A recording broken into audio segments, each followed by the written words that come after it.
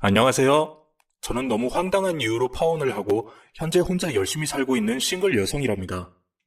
세상에는 참 별의별 사람이 다 있는 것 같아요. 제가 겪은 황당한 일을 오늘 이곳에 말씀드리고 저 같은 일을 겪지 않으셨으면 좋겠네요. 그럼 제 잘난 의사였던 전 남친과 그 집안에 대해서 이야기를 시작해 보겠습니다. 제가 남친을 처음 만났던 것은 대학교 때였어요. 그때 저는 평범한 집안에서 자라 성실하게 생활을 하는 남자친구가 있었던 상태였는데요. 몇 개의 대학교 연합 동아리에서 저를 보고 마음에 들었는지 제게 집요하게 집착을 하게 된 그 남자가 결국에 제 현 남친에게 포기하게끔 만들어버리는 일이 있었답니다. 자신이 의대에 다니고 있다는 것에 대해서 굉장한 자부심을 갖고 있는 그 남자는 자신의 의대 생활이 마치 장래의 모든 것들을 다 해결해 줄 것처럼 말이나 행동을 하고 다녔었어요. 저는 그렇게 자신이 가진 것에 대해 의시되고 하는 모습을 별로 좋아하는 성격이 아니었는데 어쩌다 보니 인연이 만들어졌네요. 연합 동아리에서 저를 알게 된 그 남자는 친구들 건너를 통해서 제가 어느 학교에 재학 중인 몇 살이라는 것을 알게 된 후 저희 학교에 찾아오기 시작했습니다. 당당하게 저희 과가 있는 건물로 오더니 제 선배를 통해서 저를 불러달라고 말을 했었어요. 선배를 통해 누가 저를 찾는다는 말을 듣고 나가보았더니 저는 전혀 얼굴도 모르는 남자가 떡하니 서 있었던 거예요. 그게 바로 그 남친과의 첫 만남이었어요. 다소 황당해하는 저의 표정을 보더니 이렇게 말하더군요. 안녕? 난 네 나이랑 이름까지 다 알고 찾아온 거니까 그냥 반말로 얘기할게. 나 너보다 2살 위고 의대 다니고 있어. 연합 동아리에서 너 몇 번 봤었는데 마음에 들어서 찾아왔어. 네? 무슨 말씀이신지? 저는 그쪽에 대해서 전혀 알지 못하는데요? 괜찮아. 지금은 몰라도 곧 알게 될 테니까. 지금부터 천천히 알아가면 되지 뭐. 처음부터 다 알고 시작하면 재미없잖아. 뭐라고요? 저 그리고 남자친구 있어요. 저한테 왜 이러시는지. 알아. 너 남자친구 있는 거. 이 학교 비전 없는 학과에 다니고 있는 동갑 남친. 골키퍼 있다고 골 안 들어가는 거 아니니까 난 상관없어. 어머, 말이 너무 심하시네요. 비전 없는 학과라뇨. 제대로 알지도 못하면서 함부로 말씀하시는 거 정말 별로인 거 아시죠? 죄송하지만 저 남친과 지금 아주 잘 만나고 있고요. 그쪽한테 관심도 없으니까 이만 돌아가 주실래요? 이런 면도 있었구나. 더 끌리는걸? 아주 마음에 들어. 좋아. 너도 곧 나를 좋아하게 될 테니까 너무 그렇게 차갑게 굴지는 말고. 암튼 자주 보자. 다소 황당했던 첫 만남은 이렇게 끝이 났고 이 소문은 곧 학과 전체에 퍼지게 되었습니다. 당연히 같은 학교였던 남친도 이 사실을 알게 되었고 처음에는 그냥 좀 이상한 사람 정도로만 생각하고 있었어요. 조금 시간이 지나면 그저 잊혀져 버릴 사람 정도로요. 하지만 시간이 갈수록 그 남자의 행동은 점점 과감해지더군요. 처음에는 그냥 제게만 말을 걸더니 어느샌가 제 남친까지 찾아가 이상한 말을 했다는 것을 알게 되었어요. 제 친구의 친구가 남친과 같은 과였기 때문에 확연하게 그날의 사건을 알고 있었는데요.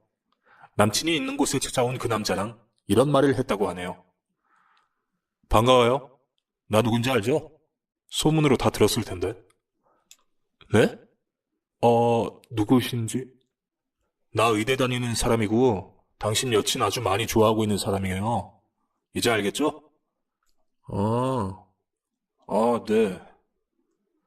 나 당신 여자친구한테 관심 참 많아요. 그렇게 밝게 웃는 여자가 제 옆에 있으면 좋겠다는 생각을 늘 했었거든요. 누구보다 나는 미래에 대한 비전을 가지고 있는 사람이고 평생 그렇게 여자를 웃게 해줄 수 있는 능력이 있는 사람이에요. 미안하지만 이쯤에서 두 분이 헤어지는 것이 어떨까 하는데. 아니 무슨 말씀을 하시는 건지. 지금 다른 커플 잘 만나고 있는데 오셔서 무슨 말도 안 되는 말을 하세요. 네? 현실적으로 생각을 해보세요. 그런 과 졸업하고 어떤 비전이 있나요? 더군다나 집안 형편도 어렵다는 말을 들었는데 앞으로 점점 비참해질 일만 남을 거예요. 그런 일 생겨서 서로 비참해지기 전에 미리미리 인연을 정리하는 것도 좋을 것 같아서 하는 말입니다. 인생 선배로서도 충분히 할 수 있는 말이라고 생각하는데 아닌가요? 말씀이 너무 지나치십니다. 갑자기 남의 연애에 끼어들으셔서 지금 뭐 하시는 건지 모르겠네요. 의대 다니시는 분들은 다 이런 식으로 행동하나요? 당신의 행동이 다 옳은 것만은 아니라는 것도 좀 알아주셨으면 좋겠네요. 제 남친과 그 남자는 이런 말을 주고받으며 다소 격해진 말투로 대화를 나누었다고 했어요. 웬 망신인지 그저 저는 연합 동아리에 갔던 것뿐인데 이런 일이 생기다니 너무 황당했고 또 남친에게 미안하기도 했어요. 가만히 있는 제게 왜 이런 일이 일어날까 싶어 막 짜증이 났었는데 주변에서는 의대 다니는 막무가내 그 남자를 좋게 생각하는 사람들도 있었습니다.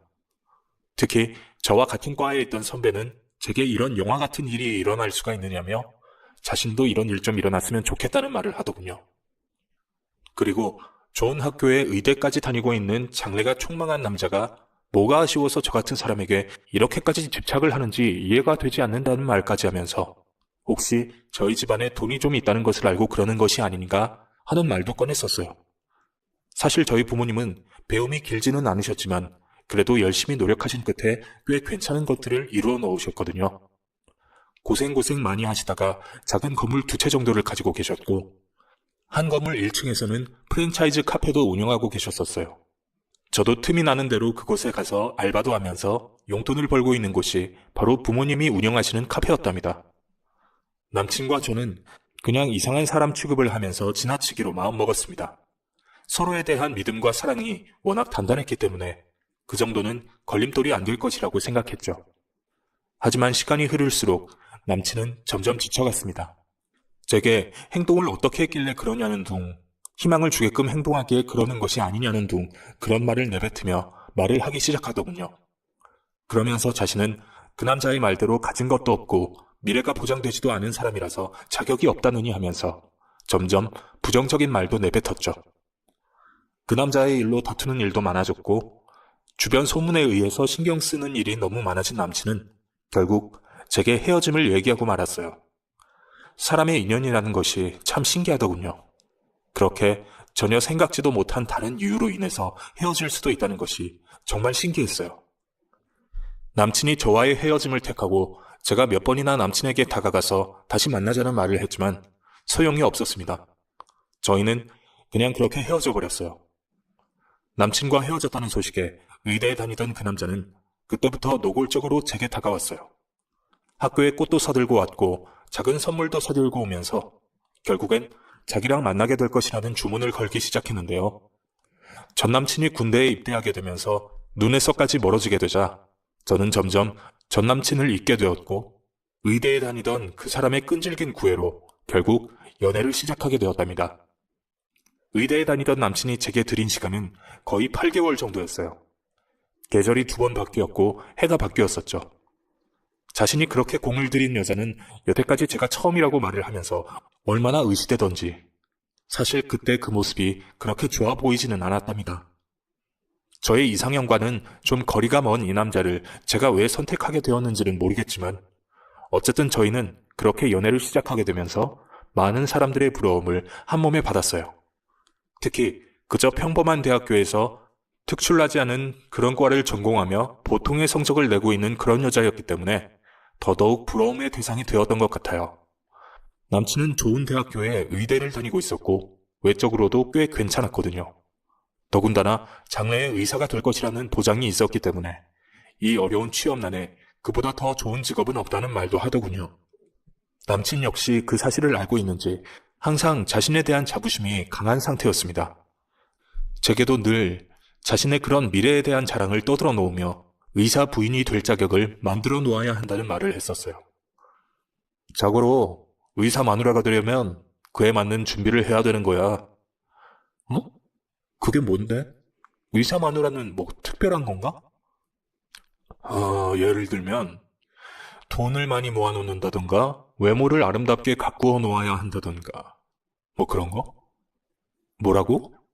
의사 마누라는 무조건 돈이 많고 외모가 아름다워야 한다고? 너무 황당한데? 그럼 왜 나 같은 평범한 여자를 쫓아다녔어? 재력 넘치고 무척이나 아름다운 여자를 쫓아다녀야지. 안 그래? 너네 집 꽤 괜찮잖아. 네가 큰딸인데 너한테 그래도 어느 정도 물려주시지 않겠어? 그럼 오빠는 그런 것 때문에 나를 택한 거야? 뭐야, 기분 나빠. 사람 사는 게 다 똑같지 뭐 기분이 나쁘냐? 그럼 나는 뼈 빠지게 공부해서 남들보다 노력한 결과로 의사 되는 건데 그에 따르는 대우를 받는 게 맞는 거지. 지금이라도 그럼 그에 맞는 더 좋은 조건을 가진 여자를 만나. 남친과 저는 종종 이런 식의 말로 다투기도 했습니다. 워낙에 잘난 척도 심하고 노골적으로 조건을 갖추어야 한다는 말을 하기에 저는 솔직히 듣기가 조금 거북하더라고요. 특히나 자신의 친구들을 만나러 가는 자리에서 저를 데려갈 때면 이상하게 저의 집안에 대해서 막 부풀려서 얘기하고 제가 부모님의 건물을 물려받을 것이라는 둥 그런 말을 막 하는 겁니다. 그냥 지금 있는 그대로의 모습으로 편하게 대하고 싶은데 남친의 그런 행동은 점점 더 저를 실망시켰어요. 저희 부모님과 그저 평범하고 소박하게 늘 웃으며 지낸 생활이 무색할 정도로 남친과 많이 다투고 얼굴 붉히는 일이 많아진 저는 이런 것들이 하나하나 너무 짜증이 났었습니다. 이전에 사귀었던 남친과는 그저 너무 행복하게 웃는 일만 많았었는데 그런 것이 그립기도 했고요.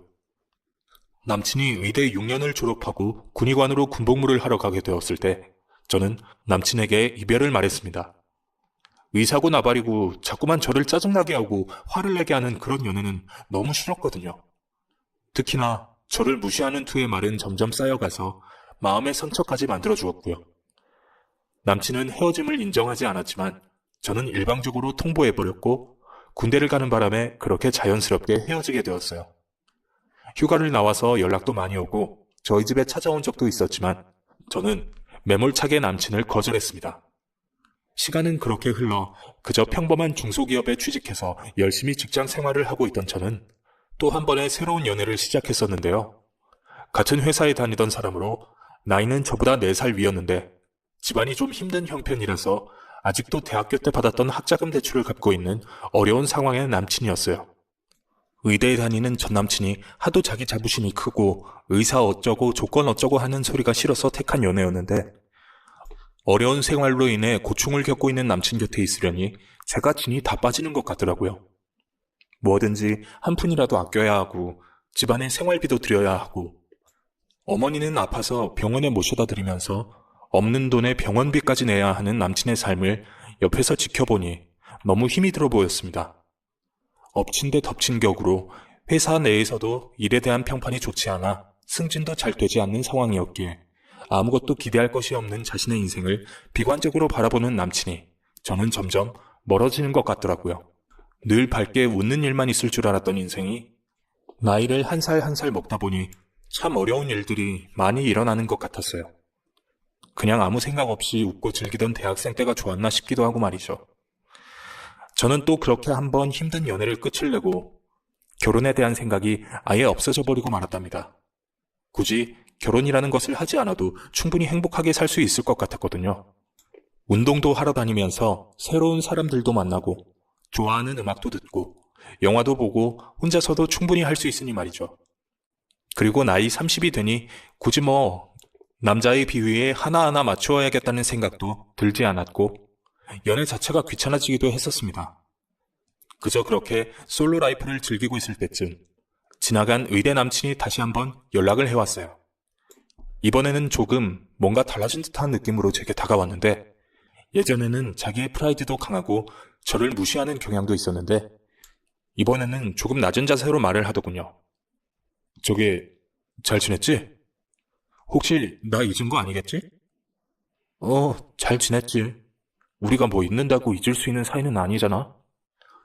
군대는 잘 다녀왔지?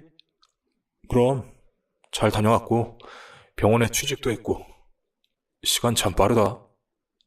그러게 잘 돼서 다행이네. 그래서 말인데 저기 나 너랑 다시 한번 잘 시작해보고 싶어. 그땐 내가 너무 어려서 나의 자아도취에 빠져 있었던 것 같아. 어린 시절의 내 모습은 잊어주고 다시 한번 나와 시작해보는 건 어때? 이렇게 갑자기? 우리 세월이 많이 흘렀어. 이전의 감정이 갑자기 이렇게 다시 오지는 않을 것 같아, 오빠. 그러니까 이전의 감정을 가지고 하자는 것이 아니라 그냥 완전히 새로운 사람으로 생각하고 날 대해줘. 군대도 다녀오고 전문의 자격증도 따서 사회생활을 해보니까 이제 좀 알겠더라. 네가 얼마나 나한테 소중한 사람이었는지. 네가 내 곁에 있었을 때가 가장 행복했던 순간인 것 같아. 제발, 몇 년 만에 다시 연락이 온 전 남친은 제게 다시 시작하자는 말을 하더군요. 자신이 이제 완전 달라졌다고 하면서 말이죠. 이미 지나간 사랑에 대한 미련이 없던 저는 그 남자의 말을 들어주지 않았지만 지난날에도 그랬듯이 한번 자신이 마음먹은 일에 대한 열정이 남다른 전 남친은 다시 한번 제게 열과 성의를 다 쏟아부었습니다. 일이 바쁘기 때문에 자주 오지는 못했지만 틈만 나면 제게 꽃바구니도 보내고 작은 선물도 보내고 시간이 있을 때는 밤을 새고 나서 잠을 포기하고 찾아온 적도 있었어요. 제가 회사를 알려주지 않았지만 대학교 때 친구의 친구를 통해서 저에 대해 이미 다 파악하고 있었더라고요. 회사 사람들은 저보고 왜 굴러들어온 복을 걷어차느냐며 막 뭐라고 하더라고요. 남들은 의사 못 만나서 환장하는데 어떻게 그럴 수가 있느냐면서요. 이제 나이도 꽤 많이 먹었는데 그만 좀 튕기고 받아들이라고들 하는데 솔직히 조금 흔들린 것도 사실이랍니다.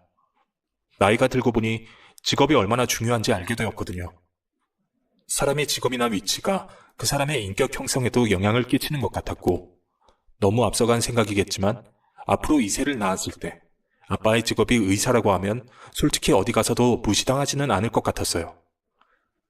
회사에 이미 결혼해서 아이를 낳고 워킹맘으로 살아가고 있는 언니들은 제게 제발 허튼 생각하지 말고 빨리 그 남자를 받아주라는 말을 했습니다. 도망가기 전에 한시라도 빨리 그 남자를 잡으라고 하면서 말이죠. 결혼 생각이 없다고 말했지만 또 한 번 제게 열정을 쏟아주는 남자가 생기니 또 그 기분이 매우 좋기도 했습니다. 이런저런 말들을 들으며 점점 저도 이 남자에 대한 마음이 쏠려갔고 저는 그렇게 다시 한번 그 남자에 대해 마음을 열어보기로 마음먹었어요. 하지만 예전처럼 저를 무시한다거나 자꾸 조건에 대해 따지거나 하지 않기로 약속도 받아냈죠. 그리고 저는 대학교 때 친구를 통해서 그 남자의 집안에 대해 좀 물어보기로 했습니다. 이 남자가 저희 집에 건물과 카페가 있는 것까지 알 정도이니 저도 이 남자의 집안에 대해 궁금한 면도 있었거든요. 친구는 건너 친구를 통해 물어봐 준다고 했고 곧 연락이 와서 이 남자의 집안에 대한 얘기를 들을 수 있었어요. 야, 웬일이니? 대박! 여동생이 하나 있는데 완전 대박이야, 대박! 왜? 뭔데? 여동생이 어떤데? 빨리 말해봐. 야, 완전 여동생이 클럽 죽순이, 나이트 죽순이로 통하더라. 오빠는 공부 열심히 해서 의대 가고 그랬는데 어쩜 동생은 그 모양이니? 고등학교 때부터 완전 날라리였다는데? 전문대 들어가서 졸업하고 그냥 무슨 경리 같은 회사 다녔는데 거기도 오래 못 다녔나 봐. 술 먹고 클럽 다니는 거 되게 좋아하고 남자도 엄청 좋아한다더라. 옛날에 남자 양다리 걸쳤다가 걸린 적도 있었대. 한번 회사에서 개망신 당한 적도 있다더라야. 오빠랑 완전 딴판이다. 정말? 여동생이 그래? 부모님은? 혹시 부모님 얘기 들은 건 없어? 부모님도 뭐 직업이 크게 좋거나 그렇진 않은 것 같던데.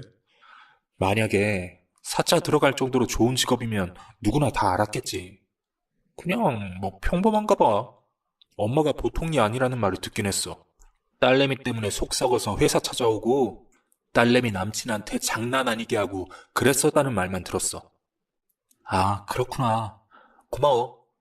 야, 너 근데 이렇게 그 오빠 집안까지 알아보는 걸 보니 결혼이라도 하려는 거냐? 너 결혼 안 한다고 하지 않았어? 근데 갑자기 집안 사람들까지 왜 꼬치꼬치 캐묻냐? 너무 웃긴다, 야. 아니, 어차피 다시 만나게 되었는데 그래도 나이가 있으니 혹시 모르잖아. 그리고 그 오빠는 이미 대학생 때 우리 집에 대해서 다 조사했었는데 뭐. 나도 이 정도는 할 수 있잖아. 안 그래? 맞다, 맞아. 그 오빠 정말 그랬었지? 그래, 암튼 연애 잘하길 바란다. 친구는 제게 자신이 알아낸 얘기를 전해주며 그렇게 전화를 끊었습니다.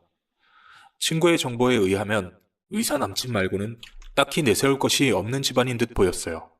아니, 여동생은 말썽을 일으킬 정도로 인식이 좋지 않았죠.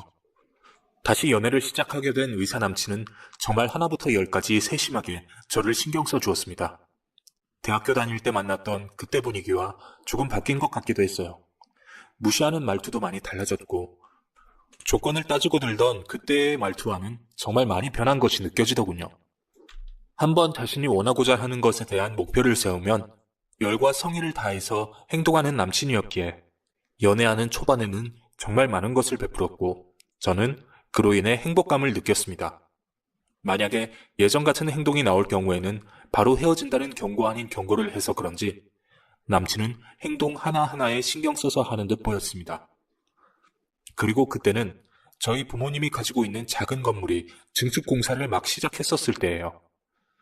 아빠 친구분 중에 경기도 외곽 지역에서 부동산을 하시는 분이 계셨었는데 향후 부모님 명의의 건물 주변이 많이 개발된다는 소식을 미리 알려주셨거든요.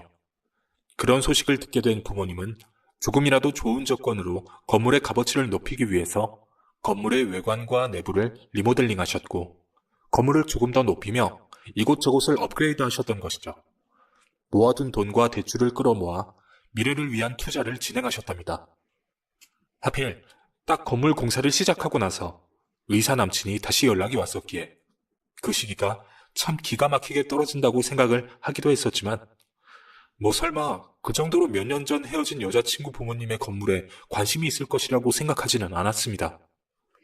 그저 우연의 일치일 것이라고만 생각을 하고 지나쳤어요. 하지만 저의 그런 생각은 우연의 일치가 아니라는 것을 점점 확신시켜 주었습니다. 남친과 연애를 하는 기간 동안 남친의 부모님께서 저를 꼭 보고 싶으시다며 집에 초대를 하시며 저의 생각은 확신에 가득 차게 되었죠. 다시 만나기 시작한 지 6개월쯤 지나고 나서 남친의 어머니께서 제가 어떤 사람인지 보고 싶다면서 집에 초대를 하시더군요. 제 나이가 이미 30이 넘은 상태였기 때문에 저 역시도 미래에 대한 생각을 전혀 하지 않은 것은 아니었기에 저는 그렇게 남친의 집 초대에 응하게 되었습니다. 남친은 제게 조심스럽게 말을 꺼내었는데요. 저기 있잖아. 우리 엄마는 좀 보기 좋고 그런 걸 좋아하시는데 혹시 이번 주말에 우리 집 올 때 뭐 사올 건지 생각해봤어? 어? 글쎄.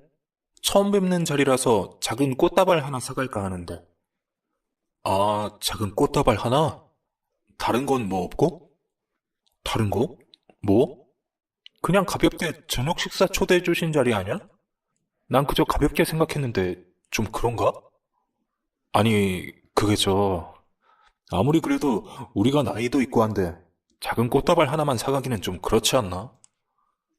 남친은 조심스럽게 제게 무슨 선물을 준비해 가느냐고 말을 꺼냈었는데 제가 작은 꽃다발 하나만 가져간다는 말을 했더니 실망한 기색이 역력하더군요. 지금 결혼 얘기가 나온 것도 아닌데 굳이 그렇게까지 말을 하는 남친이 사실 조금 얄밉기도 했습니다.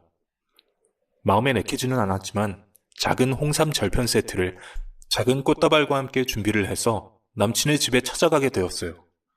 이 정도면 그래도 식사 초대 자리에 부끄러운 정도는 아니라고 생각했었죠. 하지만 남친의 부모님께 처음 인사를 하자마자 제 손에 뭐가 들려있는지 살펴보는 모습에 몹시 실망을 했습니다. 그리고 솔직히 의사라는 타이틀을 가진 남친의 집이 생각보다 좀 초라한 것 같아 또 실망을 했고요. 물론 사람이 집을 보고 그 사람의 모든 것을 결정하는 건 아니지만 하도 남친이 예전에 의사 마누라가 되려면 조건이 어쩌고 저쩌고 따지길래 남친의 집이 어떤 모습일지 궁금하기도 했었거든요. 오래된 구형 아파트 안에 있는 가구나 그릇들도 모두 그저 저렴한 것들로 되어 있는 남친의 집에서 오히려 제가 무시당하는 느낌을 받는 기분은 정말 싫었어요. 남친의 부모님은 제게 이것저것 꼬치꼬치 캐물으시면서 본인들의 마음속을 내비치셨는데요. 반가워요. 내가 얘기는 많이 들었어요. 대학교 때 한 번 사귀었다가 헤어지고 또 만나게 된 거라고 하던데 맞죠? 네, 맞아요. 대학교 때부터 이미 남자친구가 있기로 유명하던데 남자 많이 만나봤나 보죠? 어머, 아니에요. 그냥 대학교 때는 그저 편한 친구 사이였는데 그렇다고 놀랄 건 없어요. 그냥 편하게 물어본 거니까. 뭐 젊은 아가씨가 남자친구 하나 없었다는 것도 말이 안 되는 것이고. 그리고 난 솔직한 사람 좋아하거든요. 그러니까 앞으로도 계속 편하게 얘기해주면 된답니다. 네네, 알겠습니다. 그저 내가 궁금한 건 말이에요. 우리 아들이 의사라는 건 익히 잘 알고 있을 텐데, 사실 우리가 의사라는 직업을 가진 사람을 소개받으려면 최소한 뭔가가 있어야 한다는 거 잘 알고 있을 거예요. 그래서 이 부분에 대해서 어떻게 생각하고 있는지. 그게 무슨 말씀이신지. 아니, 그러니까 왜 그런 말 있잖아요. 의사 사위 얻으려면 최소 열쇠가 몇 개다 이런 거. 아니, 내 입으로 말하기는 좀 그렇지만 아무래도 둘 다 나이가 꽉 차기도 했고 그래서 남친의 어머니는 노골적인 질문들을 하셨는데요. 마땅히 뭐라고 대답을 해야 할지 모르는 상황에서 남친이 대신 대답을 해주더군요. 엄마, 내가 얘기했잖아. 여친 아버님이 지금 건물 증축하고 계신다니까. 일단 정식으로 인사를 드리고 얘기를 해야지. 지금 너무 이르잖아요. 오늘은 그리고 그냥 편하게 밥 먹으러 오라면서요. 불편해서 밥도 못 먹겠다. 아, 그렇구나. 아이, 내 정신 좀 봐. 그래요. 우리 이 문제는 나중에 다시 편할 때 하고, 오늘은 일단 가볍게 밥 먹어요. 남친의 어머니는 남친의 말을 듣고 안심이 되셨는지, 그제서야 더 이상 제게 질문을 삼가시고 식사 준비를 하셨습니다. 저는 남친의 부모님께도 좀 실망했지만, 남친한테도 실망한 것이, 저희 아빠가 가지고 있는 건물 증축이나 이런 것에 대해서 너무 빠삭하게 알고 있는 거예요. 저는 정말 단 한 번도 말을 한 적이 없었거든요. 물론 남친과 아는 사람이 제 친구의 친구이긴 해서 이것저것 소식을 못 들었을 것이라고 생각하지는 않지만 그래도 그런 식으로 말을 한다는 것 자체가 몹시 기분이 좋지 않더라고요. 마치 저를 우리 부모님이 가진 건물 증축 때문에 다시 만나는 것처럼 생각이 되었거든요. 더욱이 황당한 것은 저의 장래 꿈이나 가치관, 취미생활 같은 것에는 전혀 관심이 없고 묻지도 않으셨고 오로지 저희 집이 무슨 동네냐고 하고 부모님이 가진 건물과 카페에 대해서 많은 질문을 쏟아내시더라고요. 소문을 들어 익히 알고 있던 남친의 여동생 역시 진솔해 보이는 면이 전혀 없어 그저 시간 때우는 용으로 앉아있는 느낌을 받아서 몹시 기분이 상했답니다. 그렇게 남친 집에 갔던 첫날은 이렇게 마무리가 되었고 집에 데려다주는 남친이 저의 어두운 표정을 보고 무슨 일이 있느냐며 묻더군요. 오늘 뭐 혹시 기분 나쁜 거 있었어? 표정이 안 좋아 보여서. 오빠, 근데 나 왜 만나? 나 정말 사랑해? 응? 당연히 사랑하지. 사랑하고 좋아하니까 만나지. 너를 왜 만나겠어? 너 없이 하루도 못 살 것 같아서 만나지. 그래, 맞지? 오빠 많이 변했다고 생각했고 나를 진심으로 아껴준다고 생각했기에 나도 마음이 열린 건데 저게 우리 엄마 아빠가 좀 내가 의사가 된 걸 엄청 자랑스럽게 생각하시거든. 본인들이 어렵게 공부시켜서 더 그런 것 같아. 자식 의사 만드는 일이 쉬운 건 아니잖아. 그래서 말인데 혹시 오늘 우리 부모님이 좀 너무 직설적으로 너한테 얘기한 게 있다면 기분 풀어. 내가 대신 사과할게. 막상 친해지면 그런 분이 아니라는 거 잘 알 거야. 남친은 표정이 어두운 되게 부모님의 얘기를 하며 대신 사과한다고 하더라고요. 워낙에 자식에 대한 자부심이 있으셔서 그러는 것이라고요. 또 그렇게 얘기를 하니 제가 너무 앞서갔나 싶기도 하고 이래저래 생각이 많아지더군요. 무조건 안 좋게만 생각할 것이 아니라 시간을 두고 좀 천천히 알아보자라는 생각이 들었고 조금 더 긍정적으로 생각하려고 노력했습니다. 그날 이후 남친은 제게 더욱 잘해주었고 남친의 진심에 저 역시도 많은 애정을 쏟으며 우리는 그렇게 발전해 나갔어요.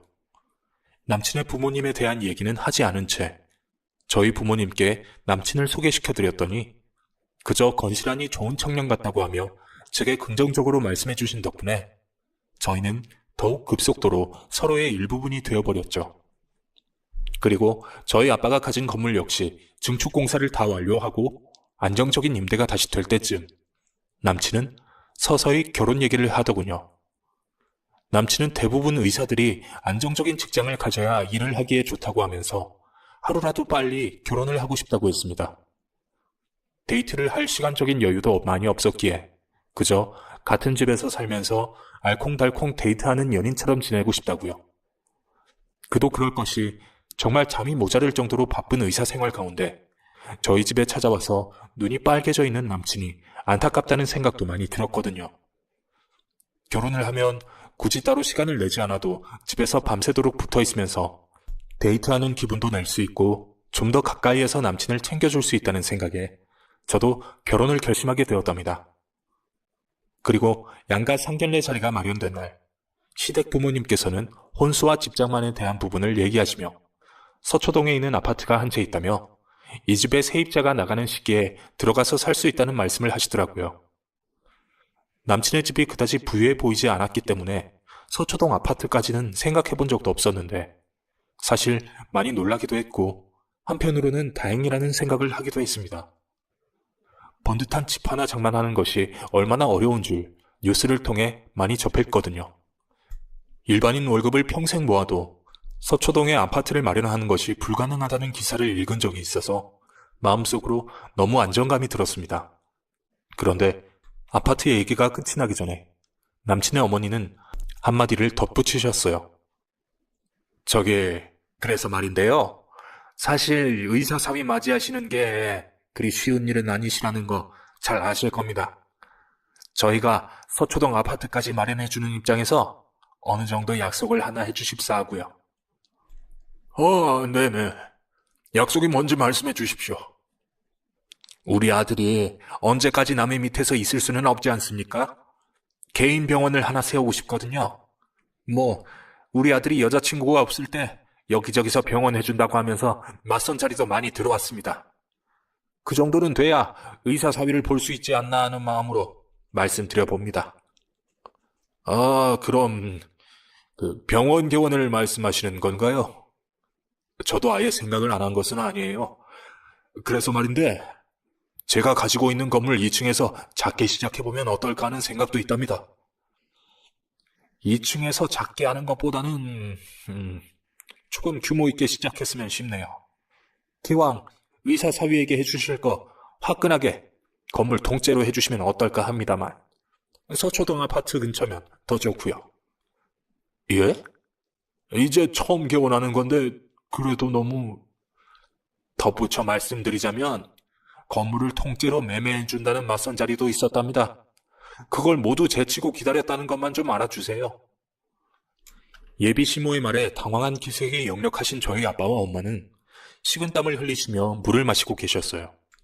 아무리 서초동 아파트가 생긴다고 하지만 초반부터 너무 무리하게 병원 개원을 요구하는 것이 부담스럽기도 했거든요. 그리고 노골적으로 맞선 자리가 들어왔다는 말을 하는 것도 너무 신뢰가 되는 거 아닌가요? 저는 정말 어떻게 상견례 자리에서 다른 여자 맞선 자리에서 나온 얘기들을 하는지 이해할 수가 없었습니다. 혼수 품목도 어찌나 화려한지 대충 어림잡아 짐작해보아도 최소 2억 이상 필요해 보이더군요. 여동생의 최고급 명품백에 모피코트에 맞춤 정장까지 뭐가 그리도 화려하게 필요한지 저희 부모님과 저는 워낙 검소한 편이라 그렇게 비싼 최고급 명품백은 가져본 적도 없었는데 말이죠. 게다가 의사 사위를 위한 고급 외제 승용차까지 원하시는데 아무리 서초동 아파트를 주신다 해도 이건 좀 너무하다는 생각이 들어서 제 얼굴이 다 화끈거렸습니다. 그날 그렇게 상견례 자리가 결론이 나지 않고 끝이 나자 며칠 후부터 저희 엄마한테는 예비 시모의 전화가 끊이질 않고 오더군요. 병원 자리 생각해 보았냐고 하시면서 생각이 빨리 끝나서 결론 내어주시면 좋겠다며 그 결론이 나야 자기도 서초동 아파트 날짜를 조정한다고 하면서 말씀하셨다고 하는데 저희 부모님은 몹시 기분이 상하셨더라고요. 마치 병원 개원을 자신들이 원하는 대로 해주어야만 신혼집을 장만해주는 걸로 날짜를 조정하신다고 하니 얼마나 황당해요. 만약 저희 부모님이 그 요구에 응해주지 않으면 집도 마련해주지 않는다는 말로 들리더군요. 그리고 더욱 웃긴 것은 분명히 상견례 자리에서 결혼 날짜를 잡았는데 저희 부모님이 병원 개원에 대해 확답을 하지 않자 결혼식 날짜를 미루자는 말씀도 나왔습니다. 참다 너무 화가 난 저희 아빠는 예비 사돈분들께 전화를 걸어 얘기를 하셨죠. 그래도 그렇지 갑자기 애들 결혼 날짜를 미루자고 하시니 너무 당황스럽습니다. 병원 개원이야 결혼하고 차근차근 해도 될 문제 아닙니까? 이런 식으로 일방적으로 하시니 조금 불편합니다만. 아니 그럼 최소한의 성의 표시라도 하셔야죠. 의사 사위는 뭐 아무나 얻는답니까? 솔직히 의사 사위에 합당한 며느리 자리도 아니지 않습니까? 학벌이 좋습니까? 직업이 좋습니까? 그렇다고 집안이 박식한 가문이기를 합니까? 이도저도 없으면 번듯한 병원이라도 개원해 주셔야지 아들을 내놓지요. 어디 날로 먹으시려고. 뭐요? 아니, 말 다 하셨습니까? 지금 거래하시는 겁니까? 애들이 서로 사랑해서 결혼하는 거지 이게 무슨 장사도 아니고 말이죠. 너무하십니다 정말. 제가 공짜로 서초동 아파트도 준다고까지 했으면 이러시면 안 되죠. 병원 개원 날짜부터 확답받고 진행하는 걸로 하겠습니다. 그럼 이만 끊습니다. 예비시댁에서는 당장의 병원을 자신의 마음에 맞는 조건으로 개원을 진행해야만 결혼 날짜를 잡는다고 말씀하시더군요. 그 말을 듣고 아들 하나를 무슨 장사하듯이 거래하려는 예비 사돈의 말에 화가 나신 저희 부모님은 결혼에 대해 다시 한번 생각해보라고 하셨습니다. 저 역시 이런 집안에 팔려가듯이 시집가는 것은 원하지 않았고요. 솔직히 아들 하나 의사 만든 것 빼고는 아무것도 볼 것 없는 집안인데 어쩜 이리도 생색을 내시는지 어깨에 들어간 뽕이 내려오지를 않으시더군요. 그리고 그때쯤 아빠는 공인중개사를 하시는 친구분을 통해서 남친의 집에서 공짜로 내어준다는 서초동 아파트에 대해서 알아보시고 계셨었습니다. 의사 사위를 보는데 그래도 작게나마 병원 개원을 해주려는 마음이 있으셨기 때문에 정확히 신혼집에 대해서도 알아보자고 하셨죠. 서초동 아파트 한 채가 적은 돈도 아니고 그렇게 선뜻 신혼집으로 내어준다는 것이 솔직히 그 집안 재력으로는 불가능한 일이라고 생각하셨거든요. 게다가 남친의 집이 강남권도 아니었으니 더더욱 이해가 안 되었죠. 상견례 자리가 끝나고 예비 시모와의 전화를 통해서 신혼집의 리모델링 부분 때문에 그러니 아파트 동호수를 알려달라고 했던 저희 엄마 아빠는 친구분을 통해 그 집에 대해서 알아보고 계셨던 모양입니다. 그리고 며칠 후 아빠 친구분이 전화가 와서 무언가 문제가 있다는 것 같다며 등기 서류를 가지고 저희 집으로 오셨습니다. 예비 시댁에서 공짜로 주신다고 하셨던 그 아파트는 현재 명의가 예비 시부모님 명의도 아니었으며 제2금융권의 빚까지 더해져 경매에 잡혀있는 상태였답니다. 아니, 어떻게 이런 집을 신혼부부한테 공짜로 준다고 거짓말을 하냐며 당황한 기색이 역력한 아빠 친구분은 등기에 잡혀있는 빚이 한두 푼도 아닌데다가 전세 세입자의 돈까지 주어야 할 판국이라는 말씀을 정확하게 해주셨어요. 안 그래도 무리하게 서초동 근처로 건물 통째 병원 개원을 요구해서 파혼을 결심했던 판국에 이런 사실까지 밝혀지고 나니 더 이상 참기가 힘드셨던 저희 부모님은 등기 서류를 들고 바로 예비시댁으로 찾아가셨습니다. 그리고는 뻔뻔하게 무리한 병원 개원을 요구하던 예비시모에게 등기 서류를 던져버리셨죠. 아니, 어디 감히 내 딸을 가지고 장난을 쳐? 어? 당신이 이러고도 사람이야? 어머, 이게 뭐야? 뭐긴 뭐야? 당신이 공짜로 준다던 서초동 아파트 등기 서류다. 아주 사람을 뭘로 보고 감히 이딴 짓을 해? 명의도 당신 명의도 아니고 남의 명의로 된 빚더미에 앉은 집을 말이야. 이거 무슨 사람을 바보로 알고. 당장 파혼이야. 나 이딴 집에 내 딸 절대 못 줘. 의사 사위? 얼어 죽을 의사는 무늬만 의사라고 다 의사인 줄 알아? 이렇게 사기칠 꿍꿍이만 가득한 부모 밑에서 자란 의사 나도 싫다. 싫어. 아니 그게 제 말 좀 잠깐 들어보세요. 그게요 이게 제 사촌동생 명의인데 이거 곧 해결해 준다고 그렇게 해서 저 사돈 잠시 앉아서 제 말 좀. 사람을 바보로 알고 말이야. 앉길 뭘 앉아. 얘야 나가자. 더 이상 이런 집에 있고 싶지도 않다. 아이고 사돈 잠시만요. 잠시만. 예비시모는 등기 서류까지 떼어와서 모든 사실을 알게 된 저희 부모님을 붙잡고 갑자기 싹싹 빌기 시작하셨어요. 그러면서 작은 병원이라도 괜찮다고 하시며 자신이 욕심이 많았다고 말씀을 하시더군요. 결혼식 날짜는 원래대로 해도 되고 병원은 2층에 작게 시작해도 된다고 하시면서 사위의 외제차도 괜찮다는 말을 하는 겁니다. 뭐야? 아이고, 아직도 그렇게 할 말이 많으셔? 파혼이라니까, 파혼! 작은 병원은 얼어 죽을. 내가 건물 2채를 갖고 있어도 이런 집안 아들한테 내줄 공간 없으니까 꿈도 꾸지 마셔. 안 그래도 내가 무리하게 병원 요구할 때부터 결혼 못 시킨다고 생각하고 있었는데 이제 확실히 알았네. 이 등기 서류를 보니 이혼보다 파혼이 훨씬 낫겠어. 파혼이야, 파혼. 내 딸 절대 이 집에 못 줘. 흥분하신 아빠는 싹싹 비는 예비 시무를 거들떠보지도 않으시고 저와 엄마를 데리고 그 집을 빠져나오셨습니다. 아무것도 모르고 공짜 서초동 아파트라는 말에 솔깃하기도 했었지만 이렇게 하나하나 까발려지니 세상에 믿을 사람 하나 없다는 생각도 들더군요. 어떻게 며느리 될 사람과 그 집안까지 몽땅 속일 수가 있단 말입니까? 이로써 저의 연애는 장렬하게 끝이 났습니다. 의사면 뭐예요? 이런 집안 부모 밑에서 뭘 배웠겠습니까? 저는 의사도 필요 없고 변호사도 필요 없어요. 그저 성실하게 자신의 위치에서 열심히 살아가는 사람이 제일 좋답니다.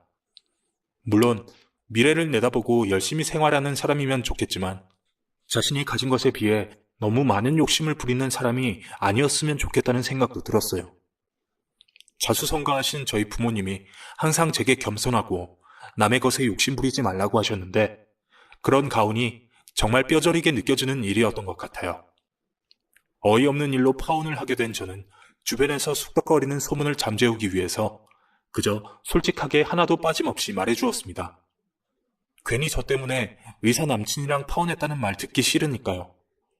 아주 솔직하게 사람 가지고 거래를 하려고 했고 사기까지 치려고 하신 집안에 결혼을 할 수가 없다라는 말을 했고 그 소문은 친구의 친구를 통해 파다하게 퍼지게 되었습니다. 자신에 대해 안 좋은 소문이 퍼지자 한 달 후쯤 제게 메시지로 욕설을 하며 고소를 한다는 둥 하는 잘난 의사 전남친의 민낯까지 보게 되니 파혼이 정말 제 인생을 구했다는 생각이 들더군요.